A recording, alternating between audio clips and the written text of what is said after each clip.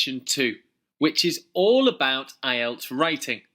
In this lesson, we're going to focus on what IELTS Writing Task 1 actually is and what kind of questions you might be asked. First, let's take a look at your lesson Know It, which you can of course review at the end of this lesson to see if you're ready to move on. By the end of this lesson, you will know the 6 types of visual information you might see in IELTS Writing Task 1. Also, you will better understand what an IELTS Writing Task 1 question actually looks like. First up, let's take a look at the essential information that you need to know about IELTS Writing Task 1. Simply put, IELTS Writing Task 1 requires you to write a report on some visual information shown to you.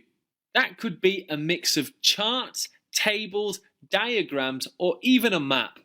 For the most part, you will be reporting the main trends, differences, and similarities in the information presented to you. You must write over 150 words, and if you don't manage to do that and write under this amount, you will receive a penalty, which will go against your score. I highly recommend you only spend 20 minutes on Task 1, as that will leave you 40 minutes to complete IELTS Writing Task 2, and there's a very good reason for this. Task 1 is worth 1/3 of your whole IELTS writing mark. So that means it makes sense to spend double the time on IELTS Writing Task 2.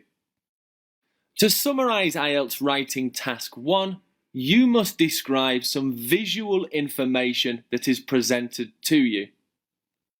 There are a number of ways that this information could be presented to you, but it more often than not comes in graphs, charts, tables and diagrams. Let's take a look at the 6 types of data that you could be shown. We'll begin by looking at a bar graph, or it could sometimes be called a bar chart. Now, the key features of the bar graph are the x-axis, which is here, and the y-axis, which is here. These are your bars, which provide us with an amount of data or information. This is some key vocabulary that you can use to describe a bar graph. You can also use some of this vocabulary to describe a line graph, which we'll look at now.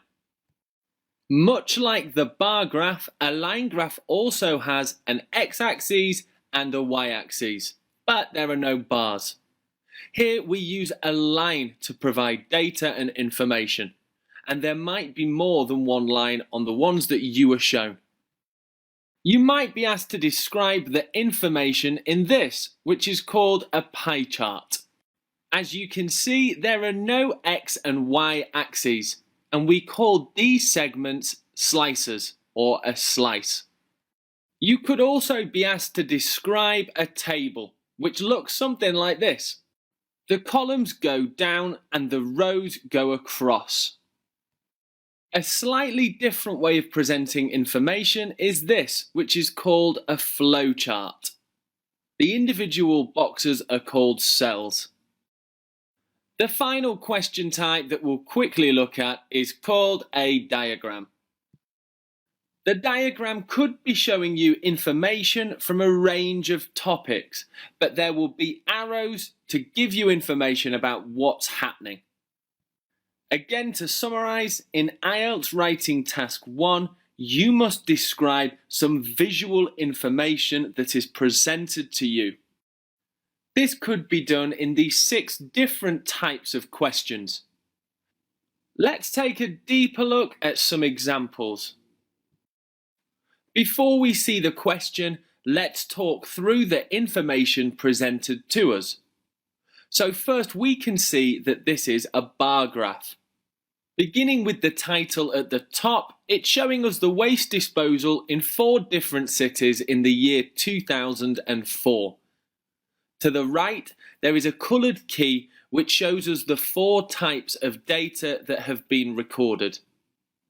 On the bottom, on the x-axis, we can see the names of the 4 cities. And to the left on the y-axis, we can see how it was recorded, which was the percentage of total waste. Now we have a better idea what this bar graph is showing us. Let's take a look at the question. The bar chart shows types of waste disposal in 4 cities in the year 2004. Summarize the information by selecting and reporting the main features and make comparisons where relevant. Let's take a look at another example question. I'm sure you might be a little bit surprised, and that's because you can see there are 2 types of charts that are included in this question. At the top we have a line chart, and on the bottom we have a pie chart. Starting from the top, let's take a look at the key features of this information. So the line chart, the title is Typical Daily Demand for Electricity. And we have 2 lines which give 2 different times of the year, both winter and summer. On the x-axis, we can see the different times of the day, or the different hour of the day.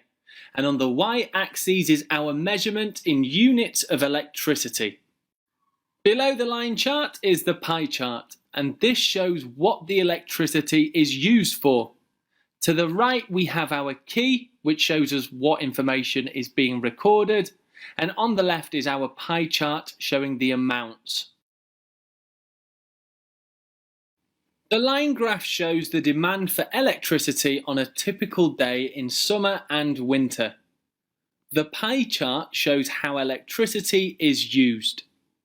Summarize the information by selecting and reporting the main features and make comparisons where relevant. That's all for the example questions, as I just really wanted you to quickly have a look and gain some idea of what the IELTS Writing Task 1 questions might look like. And as you can see, there is sometimes more than one chart or piece of visual information given to you in the question. To test your knowledge, let's have a quick quiz. Here you need to match the text with the correct question, whether it's A, B or C. Let's see the first text. The graph below shows the average food consumption in China between 1985 to 2010. So, what is your answer? Is it A, B or C?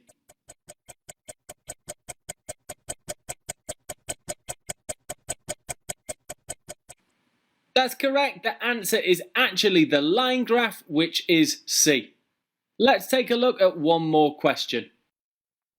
The chart below shows the average spend on fast foods in 1990.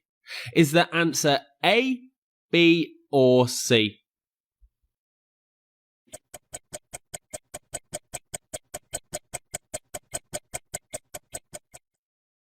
Well done if you got that right. The answer was in fact B. This brings us to the end of our first lesson on IELTS Writing Task 1. We've taken a look at the 6 different kinds of visual information that you could be shown. And we've also looked at some example questions. If you think that you need to go back and relearn any of the information taught in this lesson, then please do so. In the next lesson, we'll be looking at how the examiner scores us in Writing Task 1.